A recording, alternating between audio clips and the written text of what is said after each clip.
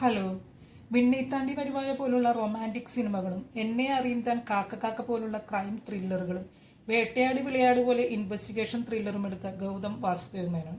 അദ്ദേഹം സംവിധാനം ചെയ്ത Dominic and the ladies purse. Sherlock Holmes പോലെ പുതിയൊരു സീരീസൊക്കെ തുടക്കമിടാൻ സാധ്യതയുള്ള CI ഡൊമിനിക് എന്ന മലയാളി ഡിറ്റക്റ്റീവുമായിട്ടാണ് അദ്ദേഹം ആദ്യമായി മലയാളത്തിലേക്ക് വന്നിരിക്കുന്നത്. ചെറിയ ചെറിയ തമാശകളിൽ തുടങ്ങി ഗൗരവം നിറഞ്ഞ കുറ്റാന്വേഷണത്തിലേക്ക് നീങ്ങുന്ന സിനിമ.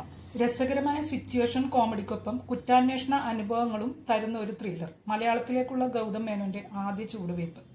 മമ്മൂക്കയുടെ അനായാസമായ പ്രകടന മികവും സൂക്ഷ്മമായ കോമഡി ടൈമിങ്ങും ഒക്കെ നമുക്ക് ഈ സിനിമയിലും കാണാം.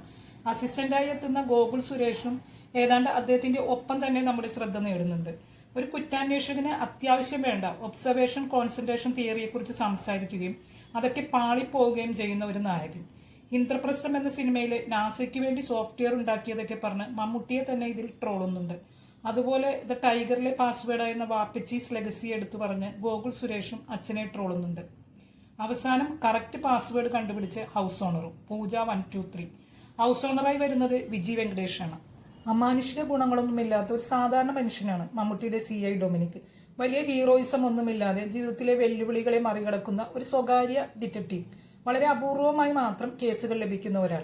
വിവാഹേതര ബന്ധങ്ങൾ കണ്ടെത്തുന്നതിലൂടെയും പണത്തിനായി അതിൽ ഉൾപ്പെട്ടവരെ ബ്ലാക്ക്മെയിൽ ചെയ്യുന്നതിലൂടെയുമാണ് അദ്ദേഹം പ്രധാനമായി വരുമാനം കണ്ടെത്തുന്നതായിട്ടാണ് നമ്മൾ തുടക്കത്തിൽ കാണുന്നത്.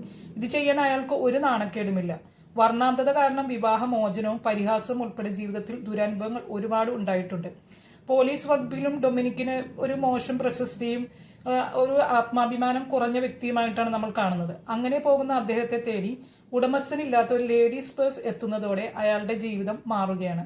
തുടർന്നുള്ള യാത്രയിൽ ഒരു നിഗൂഢത കാത്തുസൂക്ഷിക്കുന്നുണ്ട് സിനിമ. നായികയായി വരുന്നത് സുഷ്മിത ഭട്ടാണ്.